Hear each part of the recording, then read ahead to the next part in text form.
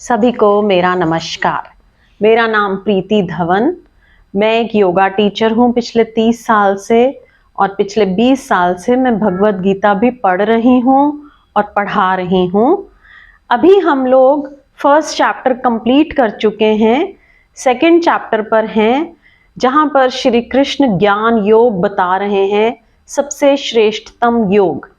तो आइए मेरे साथ पढ़ते हैं। हम लोग अभी 26 श्लोक पर हैं। लाइक, शेयर, सब्सक्राइब ये बहुत ज़रूरी है ताकि गीता जी लाखों करोड़ों लोगों तक पहुंचे। तो एक बार ओम की ध्वनि और फिर शुरू करते हैं। आंखें बंद।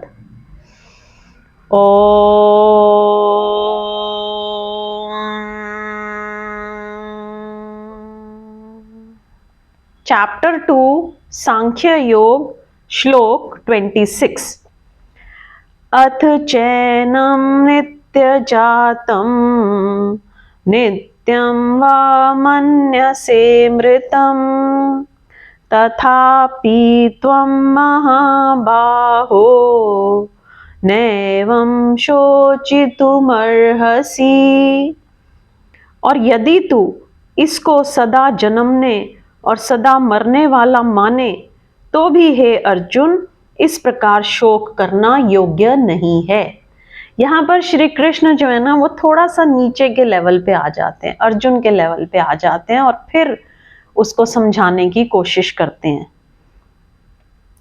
कृष्ण का यह वचन बहुत अद्भुत है। यह कृष्ण अपनी तरफ से नहीं बोलते, यह अर्जुन की मजबूरी देखकर कहते हैं। कृष्ण कहते हैं, लेकिन तुम कैसे समझ पाओगे कि आत्मा अमर है? तुम कैसे जान पाओगे इस क्षण में कि आत्मा अमर है? छोड़ो, तुम यही मान लो, जैसा कि तुम्हें मानना सुगम होगा कि आत्मा मर जाती है, सब समाप्त हो जाता है। वो देखते हैं ना कि अर्जुन उनकी बात नहीं समझ पा रहे हैं, तो वो थोड़ा सा नीचे उनके लेवल पे आ जाते हैं, नर्सरी लेवल पे। अभी वो पीएचडी के लेवल से बोल रहे थे, अब वो नीचे आ गए हैं। छोड़ो, तुम यही मान लो, जैसा कि तुम्हें मानना सुगम होगा कि आत्मा मर जाती है, सब समाप्त हो जाता है। लेकिन महाबाहो, कृष्ण कहते हैं अर्जुन से कि अगर ऐसा ही तुम मानते हो तब भी मृत्यु के लिए सोच करना व्यर्थ हो जाता है। जो मिट ही जाता है उसको मिटाने की इतनी चिंता क्यों है?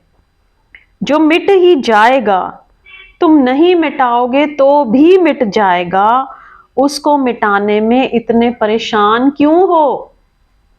और जो मिट ही जाता है उसमें हिंसा कैसी? एक यंत्र को तोड़ते वक्त तो हम ये नहीं कहते कि हिंसा हो गई। एक घड़ी को फोड़ दें पत्थर पर पटक कर, तब तो नहीं कहते कि हिंसा हो गई। तब तो हम ये नहीं कहते कि बड़ा पाप हो गया। क्यों? क्योंकि कुछ भी तो नहीं था घड़ी में जो ना मिटने वाला हो। लेकिन ध्यान रहे, जब यह कृष्ण अपनी तरफ से नहीं बोलते। कृष्ण इतनी बात कहकर अर्जुन की आंखों में देखते होंगे, कुछ परिणाम नहीं होता।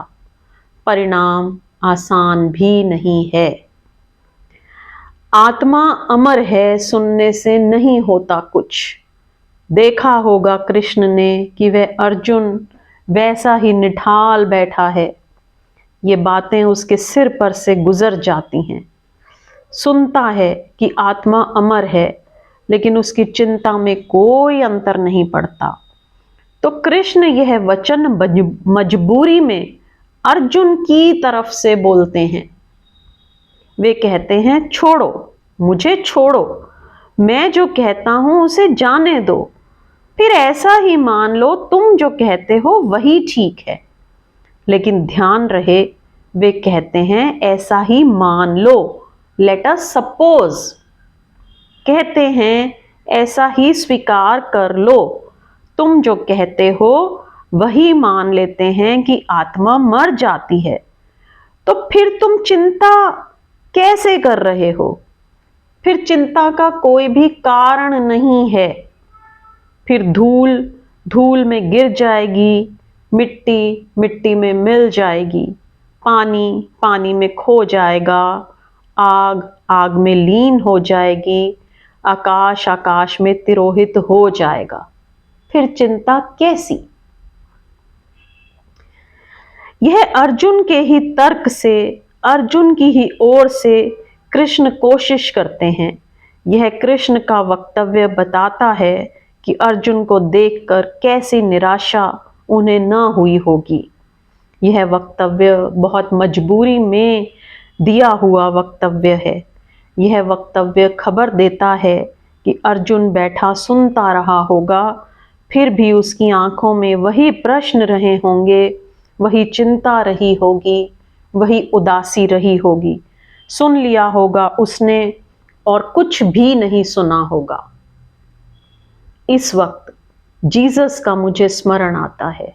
जीसस ने कहा है कि कान हैं तुम्हारे पास लेकिन तुम सुनते कहाँ हो, आंख है तुम्हारे पास लेकिन तुम देखते कहाँ हो। कृष्ण को ऐसा ही लगा होगा, नहीं सुन रहा है, नहीं समझ रहा है। बात भी सुनने और समझने से आने वाली कहाँ है, कसूर भी उसका क्या है।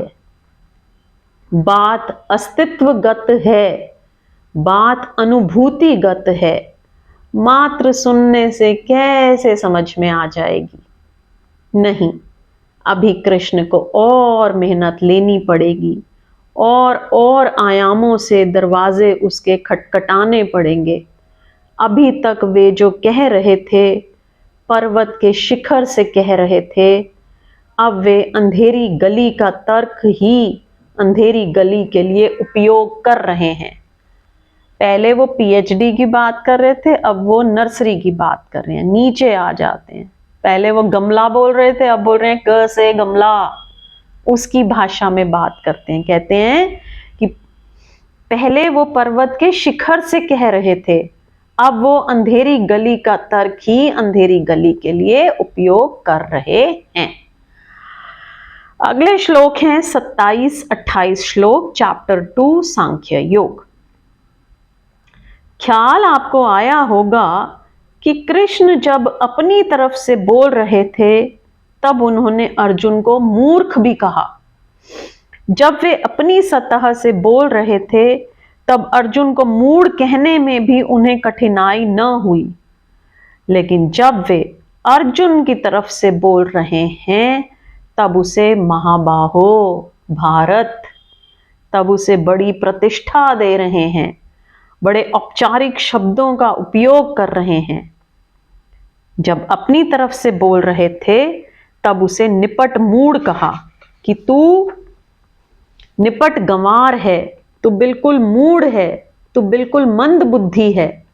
लेकिन अब उसी मंद बुद्धि अर्जुन को वे कहते हैं हे महाबाहो। अब उसकी ही जगह उतर कर बात कर रहे हैं, अब ठीक उसके कंधे पर हाथ रख कर बात कर रहे हैं, अब ठीक मित्र जैसे बात कर रहे हैं। क्योंकि इतनी बात से लगता है कि जिस शिखर की उन्होंने बात कही वो उसकी पकड़ में शायद ही आता, शायद नहीं आता, सॉरी, क्योंकि इतनी बात से लगा है कि जिस शिखर की उन्होंने बात कही वो उसकी पकड़ में शायद नहीं आती। बहुत बार ऐसा ही हुआ है। मोहम्मद ने कहा है कि मैं वैसा कुआं नहीं हूं कि अगर तुम मेरे पास पानी पीने ना आओ तो मैं तुम्हारे पास आ जाऊं। अगर तुम मोहम्मद के पास न आओगे तो मोहम्मद तुम्हारे पास आएगा, और अगर प्यासा कुएं के पास न आएगा तो कुआं ही प्यासे के पास जाएगा।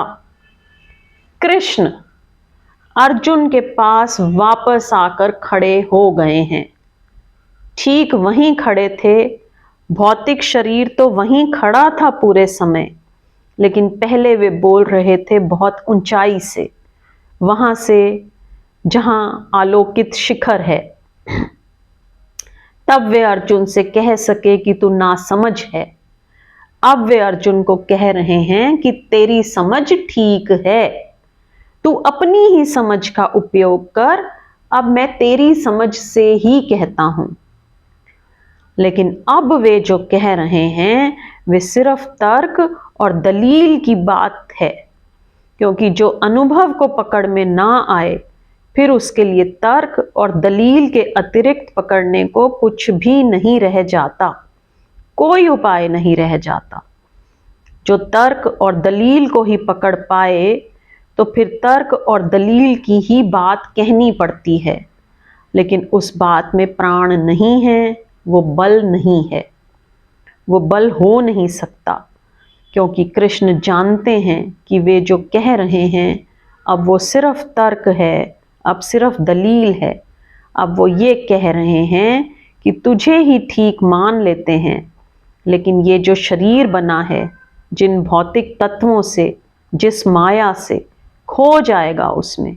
विद्वान पुरुष इसके लिए चिंता नहीं किया करते।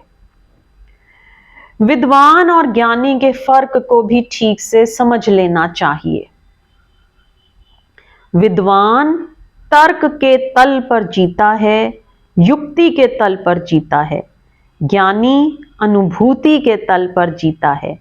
ज्ञानी जानता है, विद्वान सोचता है। विद्वान जो है ना वो तर्क के लेवल पे जीता है और ज्ञानी एक्सपीरियंस के लेवल पे जीता है। ज्ञानी जानता है, विद्वान सोचता है।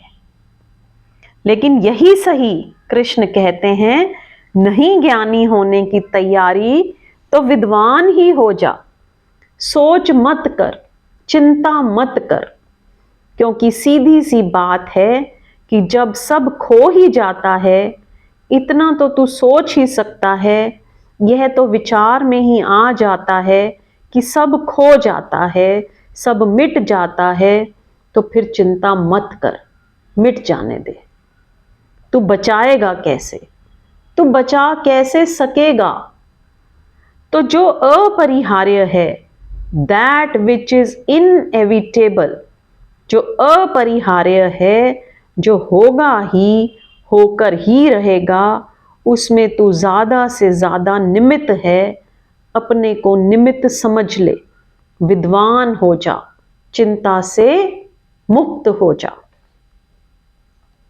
लेकिन इसे समझ लेना, कृष्ण ने जब अर्जुन को मूढ़ भी कहा तब भी इतना अपमान ना था जितना अब विद्वान होने के लिए कहकर हो गया। मूढ़ कहा तब तक भरोसा था उस पर, अभी आशा थी कि उसे खींचा जा सकता है शिखर पर। उसे देखकर वो आशा छूटती है। अब वे उसे प्रलोभन दे रहे हैं विद्वान होने का। वे कह रहे हैं कि कम से कम बुद्धिमान तो तू है ही, और बुद्धिमान पुरुष को चिंता का कोई कारण नहीं, क्योंकि बुद्धिमान पुरुष ऐसा मान कर चला है कि सब चीजें बनी हैं, मिट जाती हैं, कुछ बचता ही नहीं, पीछे बात समाप्त हो जाती है। रास्ते से मैं आ रहा था तो मेरे जो सारथी थे यहां लाने वाले, वे कहने लगे, कृष्ण बड़ा अपमान करते हैं अर्जुन का, कभी मूर्ख कहते हैं, कभी नपुंसक कह देते हैं उसको, ये बात ठीक नहीं है। अब वे बड़ा सम्मान कर रहे हैं। वे कह रहे हैं, हे महाबाहो, हे भारत, विद्वान पुरुष, शोक से मुक्त हो जा, तू भी विद्वान है। लेकिन मैं आपसे कहता हूं, अपमान अब हो रहा है। जब उसे मूढ़ कहा था तो बड़ी आशा से कहा था कि शायद यह चिंगारी, शायद यह चोट, वो ठीक शॉक ट्रीटमेंट था, वो बेकार चला गया। वो ठीक शॉक ट्रीटमेंट था, बड़ा धक्का लगा। अर्जुन को काफी क्रोध चढ़ा देते हैं वे, लेकिन उसको क्रोध भी नहीं चढ़ा, उसे सुनाई ही नहीं पड़ा कि वे क्या कह रहे हैं। वो अपनी ही रटे चला जाता है। तब वे अब वो ये बिल्कुल निराश हालत में कृष्ण कह रहे हैं। ऐसे बहुत उतार चढ़ाव गीता में चलेंगे। कभी आशा बनती है कृष्ण को तो ऊंची बात कहते हैं, कभी निराशा आ जाती है तो फिर नीचे उतर आते हैं। इसलिए कृष्ण भी इसमें जो बहुत सी बातें कहते हैं वे एक ही तल पर कही गई नहीं हैं। कृष्ण भी चेतना के बहुत से सोपानों पर बात करते हैं, कहीं से भी, लेकिन अथक चेष्टा करते हैं कि अर्जुन कहीं से भी उस यात्रा पर निकल जाए जो अमृत और प्रकाश को उसके अनुभव में ला दे। तो कृष्ण जो है ना, वो पूरी गीता में कभी परमात्मा के लेवल से बोलते हैं जब उनको लगता है कि अर्जुन अब थोड़ी मुश्किल बात समझ लेगा, फिर निराश हो जाते हैं तो उसके लेवल पर आकर उसके लेवल से समझाने की कोशिश करते हैं। तो इस तरह लेवल्स जो हैं बार बार चेंज होते हैं। अगला श्लोक 29। इस जगत में सबसे बड़ा आश्चर्य शायद यही है कि कभी कोई आदमी स्वयं को जानने के लिए आतुर और पिपासु होता है। होना नहीं चाहिए ऐसा, लेकिन है ऐसा। मैं कौन हूं? देखो, हम दुनिया की सारी चीजें सीख लेते हैं, physics, chemistry, maths, biology, Hindi, English, लेकिन मैं कौन हूं ये सीखने की हमने कभी कोशिश नहीं करी, स्वयं को जानने की। ये कोई पूछता नहीं। होना तो ये चाहिए कि यह बुनियादी प्रश्न होना चाहिए प्रत्येक के लिए, क्योंकि जिसने अभी तक ये नहीं पूछा कि मैं कौन हूं, उसके और किसी बात के पूछने का क्या अर्थ है। और जिसने अभी ये भी नहीं जाना कि मैं कौन हूं, वह और जानने निकल पड़ा है। जिसका खुद का घर अंधेरे से भरा है, जिसने वहां भी दिया नहीं जलाया, उससे ज्यादा आश्चर्य का आदमी नहीं होना चाहिए। लेकिन कृष्ण बड़ा व्यंग करते हैं, वे बड़ी मजाक करते हैं। बहुत आयरॉनिकल स्टेटमेंट है। वे ये कहते हैं कि अर्जुन, बड़े आश्चर्य की बात है कि कभी करोड़ों करोड़ों में कोई एक आदमी आत्मा के संबंध में खोज पर जानने निकलता है। लेकिन पीछे और एक मजेदार बात कहते हैं। वे कहते हैं, लेकिन वह आत्मा सोचने, समझने, मनन से नहीं उपलब्ध होता है, विचार से नहीं उपलब्ध होता है। एक तो यही आश्चर्य है कि मुश्किल से कभी कोई एक उसके संबंध में विचार करता है, लेकिन विचार करने वाला भी उसे पा नहीं लेता है। पाता तो उसे वही है जो विचार करते करते विचार का भी अतिक्रमण कर जाता है, जो विचार करते करते वहां पहुंच जाता है जहां विचार कह देता है कि बस अब आगे मेरी गति नहीं है। लेकिन हम विचार से ही जानने की कोशिश करते हैं। पहले तो हम जानने की कोशिश ही नहीं करते, वस्तुओं को जानने की कोशिश करते हैं। वस्तुओं से किसी तरह करोड़ों में एक का छुटकारा होता है तो विचारों में उलझ जाता है, क्योंकि वस्तुओं के बाद विचारों का जगत है। विचारों से भी किसी का छुटकारा हो तो स्वयं को जान पाता है। पहले तो हम वस्तुएं जानने की कोशिश करते हैं, फिर विचारों तक आते हैं। कहते हैं कि विचार से भी किसी का छुटकारा हो तो स्वयं को जान पाता है। तो कृष्ण कहते हैं, चिंतन से, मनन से, अध्ययन से, प्रवचन से उसे नहीं जाना जा सकता। एक और मजे की बात उन्होंने इसमें कही कि आश्चर्य है कि कोई आत्मा के संबंध में समझाए, उपदेश दे। पहली तो बात इसलिए आश्चर्य है कि कोई आत्मा के संबंध में उपदेश दे, क्योंकि आत्मा किसी की भी आवश्यकता नहीं है। उपदेश कौन सुनेगा कौन? No once necessity. बाजार में वही चीज बिक सकती है जो किसी की जरूरत हो। आत्मा किसी की भी जरूरत नहीं है। इसलिए जो आत्मा के संबंध में उपदेश देने की हिम्मत करता है बिल्कुल पागल आदमी है। कोई जिस चीज को लेने को तैयार नहीं उसको बेचने निकल पड़े। बहुत बढ़िया। और दूसरा, इस कारण भी आश्चर्य है कि आत्मा ऐसा तत्व है जो समझाया नहीं जा सकता, कोई उपाय नहीं जिसको समझाने का। इसलिए कृष्ण या कबीर या बुद्ध या मोहम्मद या नानक, इनकी तकलीफ, इनकी उलझन बड़ी गहरी है। कुछ इन्होंने जाना है जो ये चाहेंगे कि सबको जना दें, जो ये चाहेंगे कि जो इन्हें मिला है वो सबको मिल जाए, जो आनंद की वर्षा और जो अमृत का सागर इनमें उतर आया है सब में उतर जाए। लेकिन समझाने की बड़ी मुश्किल है। शब्द बेकार हैं। जिसे विचार से जाना नहीं उसे विचार से कहेंगे कैसे, और जिसे शब्द छोड़कर जाना उसे शब्द से प्रकट कैसे करेंगे। तो आश्चर्य इसलिए भी है कि वो कहा नहीं जा सकता, फिर भी कहना ही पड़ेगा, फिर भी कहना ही पड़ा है। इसलिए एक और एब्सर्ड, बिल्कुल असंगत सी घटना दुनिया में घटी कि बुद्ध कहते हैं कि कहा नहीं जा सकता, और जितना बुद्ध बोलते हैं उतना कोई आदमी नहीं बोलता। और कृष्ण कहते हैं कि समझाया नहीं जा सकता और समझाए चले जाते हैं। और महावीर कहते हैं वाणी के बाहर है, शब्द के बाहर है, लेकिन यह भी तो वाणी से और शब्द से ही कहना पड़ता है।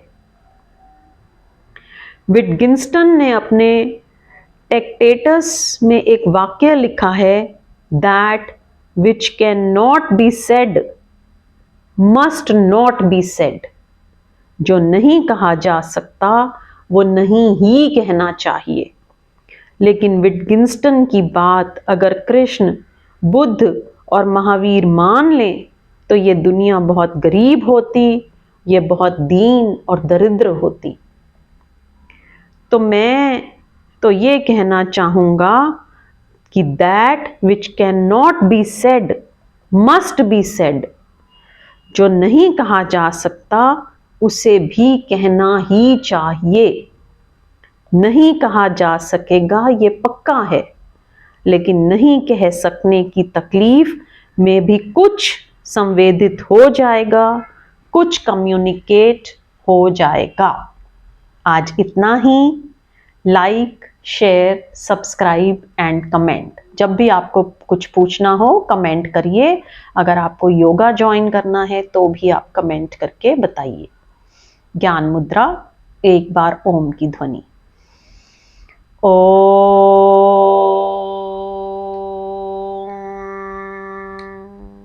यहीं से सबका धन्यवाद, सबको नमस्कार, जय श्री कृष्णा। नेक्स्ट लेक्चर में फिर से मिलेंगे। Bye everyone.